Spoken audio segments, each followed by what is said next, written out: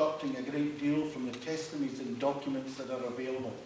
It has recorded the experiences of patients and their families, including some incredibly powerful testimonies. It will leave us with a permanent, accurate record of the consequences suffered by patients and their families, and hopefully will go some way to tackle their anger and mistrust in relation to those responsible for their treatment. I sincerely hope the report will bring closure, welcome closure, to those involved and provide a clear basis for moving forward with a system that commands full public confidence.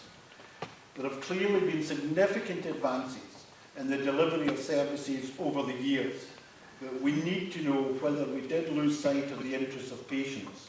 Was sufficient information given to them, and could delays in decision making have been avoided?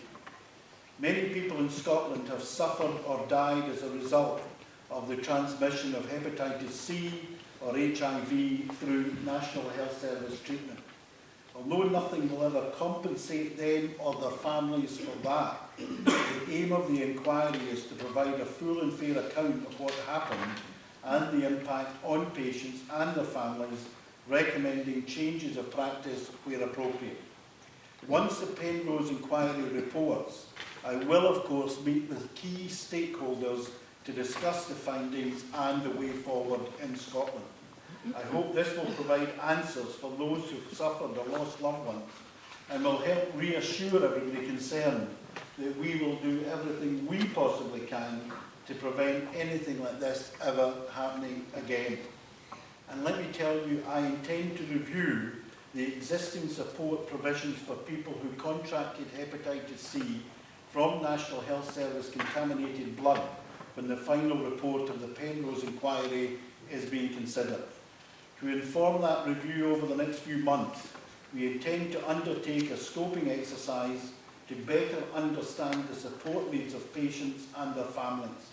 We need to actually talk to the infected community to better establish where there are still gaps in services and support, including financial, medical, psychological and counselling needs.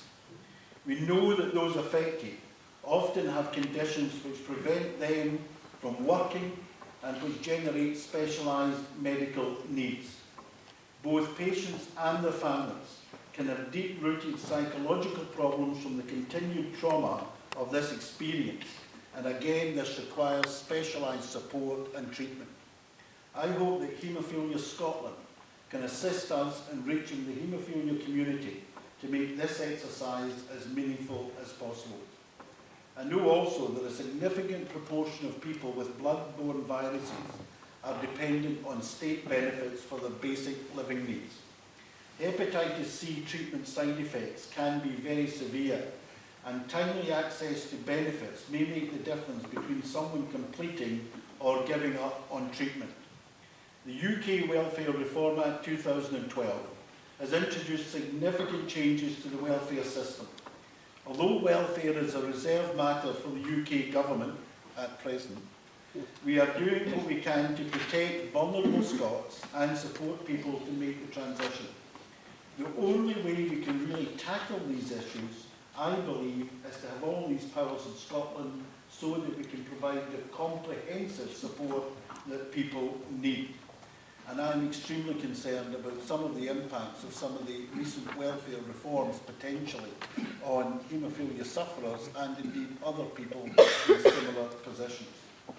Let me say also, I was very impressed to hear that you've won the bid for the World Haemophilia Congress to be hosted in Glasgow in 2018, bringing 5,000 members of the global haemophilia community to Scotland.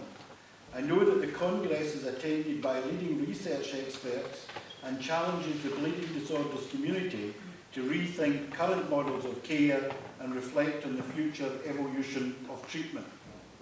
This is clearly a significant achievement for Scotland, and the Scottish Government will do everything we can to support you in the event planning to ensure that you have a successful Congress in Scotland in 2018.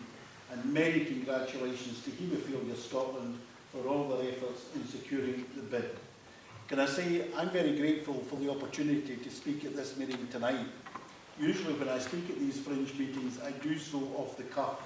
I've deliberately read my speech tonight so that I didn't miss out any of the important points that I wanted to make.